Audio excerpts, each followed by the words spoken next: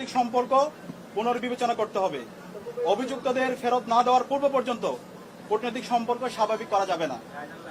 এই দাবি অনতিবিলম্বে না মানা হলে এবং আইন শৃঙ্খলা পরিস্থিতি দৃশ্যমান পরিবর্তন না দেখাতে পারলে স্বরাষ্ট্র উপদেষ্টা, আইন উপদেষ্টা এবং পররাষ্ট্র উপদেষ্টাকে পদত্যাগ করতে হবে।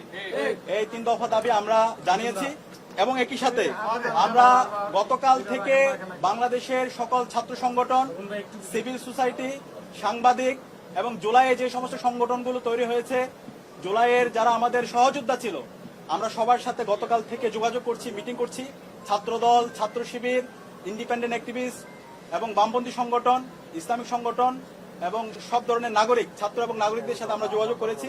আমরা সারা দেশে সবাইকে ঐক্যবদ্ধ হওয়ার জন্য আমাদের ফেসিবাদের বিরুদ্ধে, আমাদের কমন এনিমি ভারতের যে হচ্ছে যারা বাংলাদেশে দাসত্ব কায়েম করতে চায় এবং একই সাথে এই পতিত ফেসিস্টদের বিরুদ্ধে আমাদের ঐক্যবদ্ধ হওয়ার জন্য আমরা সবার সাথে কথা বলেছি এবং সকল ফেসিবাদ বিরোধী যারা আন্দোলন সংগ্রাম করেছে সবাই একমত হয়েছে এবং খুব দ্রুতই সকল ফেসিবাদ বিরোধী আমরা যারা জুলাই একসাথে নেমেছিলাম আমাদের সম্মিলিত কর্মসূচি আপনারা দেখতে পাবেন। এবং একই সাথে আমরা সারা দেশের মুক্তিকামী ছাত্র জনতাকে আহ্বান করছি, আমাদের প্রত্যেকটা পাড়ায় পাড়ায়, প্রত্যেকটা ওয়ার্ডে ওয়ার্ডে আমরা যেন দেশের আমাদের নাগরিকদের নিরাপত্তা নিশ্চিত করার জন্য আইন শৃঙ্খলা রক্ষায় আমরা যেন গণকমিটি গঠন করি, যে গণকমিটির মাধ্যমে যারা ফেসিবাদের দূষর আছে, খুনি হাসিনা এবং তার দূষর, নিষিদ্ধ ছাত্রলীগ, যুবলীগ, সন্ত্রাসীদেরকে আইডেন্টিফাই করে তাদেরকে যেন থানায় দেওয়া হয় এবং তাদের বিরুদ্ধে যেন ব্যবস্থা নেওয়া হয়। এবং সেই জায়গায় স্বরাষ্ট্র মন্ত্রণালয় নিশ্চিত করেছেন আমাদের যে গণকমিটি গঠিত হবে তাদেরকে সার্বিকভাবে আইন শৃঙ্খলা রক্ষাকারী বাহিনী তাদেরকে সহযোগিতা করবে। এবং যেই দিল্লি আজকে খুনি হাসিনা এবং তার দূষরদেরকে, সন্ত্রাসীদেরকে আশ্রয় দিচ্ছে এবং দিল্লি থেকে আমাদের বাংলাদেশকে বিভিন্নভাবে উত্তপ্ত করার চেষ্টা করা হচ্ছে, সেই দিল্লির সাথে আমাদের যে পররাষ্ট্র মন্ত্রণালয় আছে, পররাষ্ট্র মন্ত্রণালয়ের কূটনৈতিকভাবে তাদের বিরুদ্ধে আমাদের যে সম্পর্ক সেটাকে পুনর্বিবেচনা করতে হবে। এবং আজকে আমাদের আরেকটি বিষয় আমরা নিন্দা জানাচ্ছি, প্রধান নির্বাচন কমিশনার সে আজকে একটা মন্তব্য করেছে, যে মন্তব্যে সে বলেছে উসমান হাদির উপর যেই হামলা হয়েছে সেটা একটা বিচ্ছিন্ন ঘটনা। আমরা পুরো ছাত্র জনতার পক্ষ থেকে আমরা এই ধরনের মন্তব্যের তীব্র নিন্দা এবং ঘৃণা জ্ঞাপন করছি।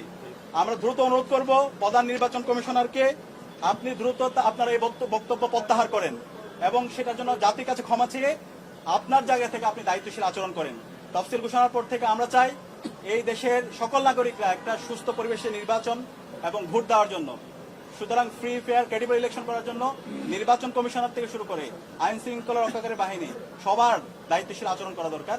একই সাথে রাজনৈতিক দলগুলো দায়িত্বশীল আচরণ করবে। এবং সর্বশেষ আমরা দেখতে পাচ্ছি সারা দেশের যে আদালতগুলো আছে, আইনজীবীরা আছে, বড় অঙ্কের টাকার বিনিময়ে এই পতিত ফেসিস্টদের মামলাগুলো প্রত্যাহার করার জন্য, তাদের জামিনের জন্য তারা কাজ করছে।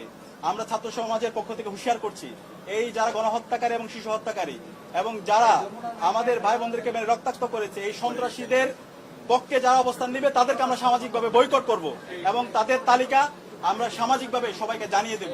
এই জায়গায় এই অপরাধীদের বিচারের প্রশ্নে, খুনি হাসিনার বিচারের প্রশ্নে, নিষিদ্ধ ঘোষিত ছাত্রলীগ, যুবলীগ, আওয়ামী লীগের বিচারের প্রশ্নে এবং এই দিল্লির দাসত্বের বিরুদ্ধে আমাদের একটা জাতীয় ঐক্যমত দরকার। আমরা আশা রাখছি বাংলাদেশপন্থী যারা আছে, দীর্ঘ ফেসিবাদ বিরুদ্ধে যারা আন্দোলন করেছে, আমরা সবাই ঐক্যবদ্ধভাবে আমাদের এই ফেসিবাদের পতিত ফেসিস্টদের বিরুদ্ধে এবং খুনি হাসিনার বিচারের প্রশ্নে আমরা ঐক্যবদ্ধভাবে আমরা আমাদের আন্দোলন সংগ্রাম জারি রাখবো। এবং যে 3 দফা দিয়েছি, এই 3 দফা যদি দ্রুত সময়ের মধ্যে আমরা যদি এটা কার্যকর ব্যবস্থা দেখতে না পারি, তাহলে আমরা সারা দেশের মুক্তিকামী ছাত্র জনতাকে সাথে নিয়ে আমরা জুলাই যেভাবে রাজপথে নেমেছিলাম তার চাইতে আরো শক্তিশালী ভাবে আমরা রাজপথে নেমে আমরা গণ আন্দোলন গড়ে তুলব। এবং আমাদের পুরো জুলাই যে আজকে বিপ্লব, সেটাকে আজকে বিভিন্নভাবে ব্যাহত করার চেষ্টা করছে, এটাকে একটা পূর্ণাঙ্গ বিপ্লব দেওয়ার জন্য আমরা আমাদের লড়াই সংগ্রাম জারি রাখবো ইনশাআল্লাহ। যে আমাদের দাবির পরিপ্রেক্ষিতে স্বরাষ্ট্র উপদেষ্টা জাহাঙ্গীর আলম সাহেবকে আমাদের দাবি সম্পর্কে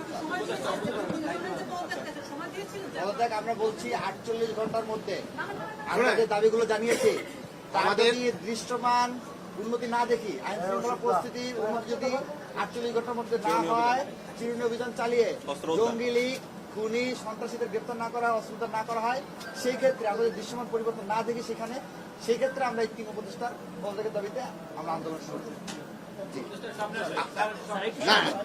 আমাদের এখানে যে ডাকসুর দিদি, আমাদের যে ছোট ভাই কায়েম যে কথা বলছে তার প্রতিটা দাবি যৌক্তিক। আমরা এই দাবিগুলি এর আগেও আমরা কিছু কিছু আপনাদের সামনে বলছি যে আমরা এখানে গতকালকে মিটিং এর পরে বলেছি যে এইগুলি আমাদের আরো ব্যবহার করতে হবে এবং তাদের এই যৌক্তিক দাবিগুলি আমরা অবশ্যই করব। এবং এই আরেকটা জিনিস হলো আমাদের ওসমান ভাই এখন যে অসুস্থ, আপনারা তার জন্য একটু দোয়া করবেন, ওই যেন এনি যেন আবার সুস্থ হয়ে আমাদের মাঝে ফিরে আসতে পারে। এই জন্য আমি আপনাদের সবাই দোয়া কামনা করি। স্যার, আমরা যেহেতু জানতে পারলাম স্যার ঘাতক স্যার ভারতে পালিয়ে গেছে, আপনাদের কাছে কোনো তথ্য আছে এইগুলির কিনা স্যার? ক্ষেত্রে আমরা পরে কথা বলে আমরা তিনটা এইটাই এখন স্যার মানুষ জানতে চাচ্ছে স্যার, ওখানে রেখে দেশে আছে নাকি স্যার বিদেশে পালিয়ে গেছে স্যার? মানুষ স্যার আপনার মধ্যে জানতে চাচ্ছে। সব কিছু তো এখানে বলা যাবে না। ঠিক আছে, আপনাদের সবাইকে ধন্যবাদ।